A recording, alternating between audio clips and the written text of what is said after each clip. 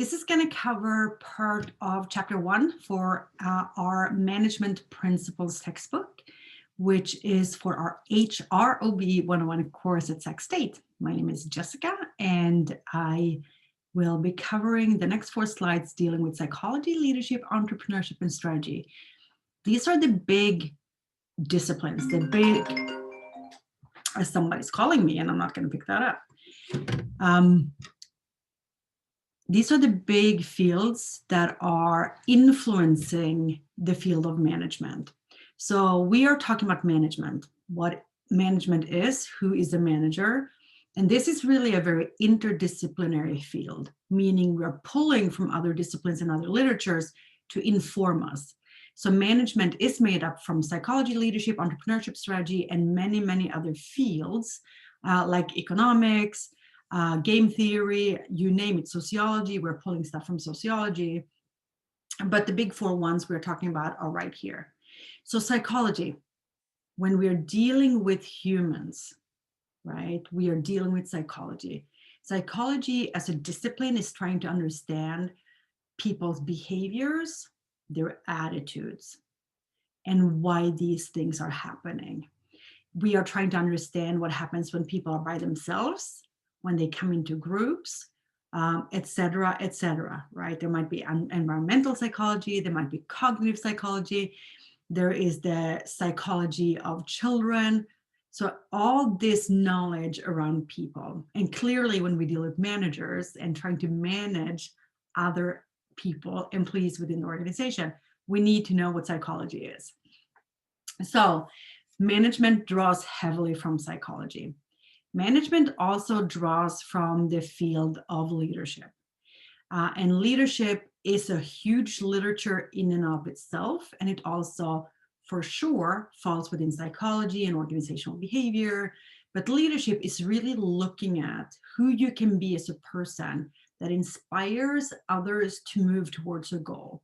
So when we are defining leadership, we're saying that these are the social and informal sources that we use as human beings to inspire those others towards something greater than themselves. So a leader is different from a manager.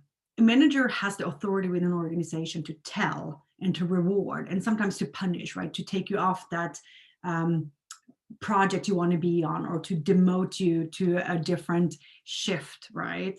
That is authority, that is management. Leadership is different. Leadership, we follow leaders because they speak to us and we are inspired and we want to hang around with them. So to be a good manager, we also need to be a good leader. We also need to be an entrepreneur, which means that we challenge the process, we solve problems, we frame problems the correct way, solve them, we improve processes, we improve policies, we come up with new ideas. So entrepreneurship, I'm going to move this here so you can see the actual definition. Entrepreneurship is defined as the recognition of opportunities. Sometimes we call them problems or challenges or issues, but they are also opportunities. And these opportunities are needs, wants, problems, challenges, like I just said. And we use or create resources to fill those needs, to fix those problems, to fix those challenges. And what really differentiates an entrepreneur or an intrapreneur, if you're inside an organization, from just somebody with a bunch of ideas, is whether or not you actually do something with it. Because we all have millions of ideas. The question is really, what are you doing with it? Are you creating a startup? Are you solving a problem? Are you creating a new product or a new service to actually address this? Then you're an entrepreneur. Lastly, we have strategy.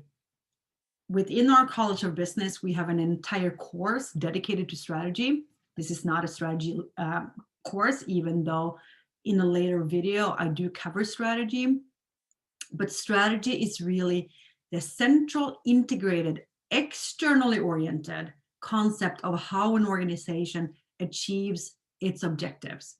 So strategy is the master plan for the organization for how they're going to be competitive and successful in the marketplace. How are we going to make sure that our customers still want to buy our products?